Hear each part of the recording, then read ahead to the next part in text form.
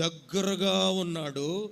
ఏ వ్యక్తి జీవితంలో దేవునికి దగ్గరగా ఉంటారో వాళ్ళు ఎప్పుడు ఒక నక్షత్రం లాగా వెలుగుతారా. ఈరోజు మీరు కూడా వెలగాలనుకుంటే దేవునికి దూరంగా కాదు, పాపానికి దూరంగా ఉండి దేవునికి నువ్వు దగ్గరగా ఉండాలి. Praise the lord. ఏ వ్యక్తి ప్రకాశమానముగా వెలిగే ఒక అనుభవంలోనికి రాగలుగుతాడంటే, వినండి, దేవునికి దగ్గరగా ఉన్నప్పుడు, దేవుని తోడు కలిగి ఉన్నప్పుడు ఒక వ్యక్తి ప్రకాశమానమైన ఒక నక్షత్రములాగా వెలుగుతాడు. అంత తేలిగ్గా మోషే వెలగలేదండి. అంత తేలిగ్గా మోషేలోకి ప్రకాశమానము రాలేదండి.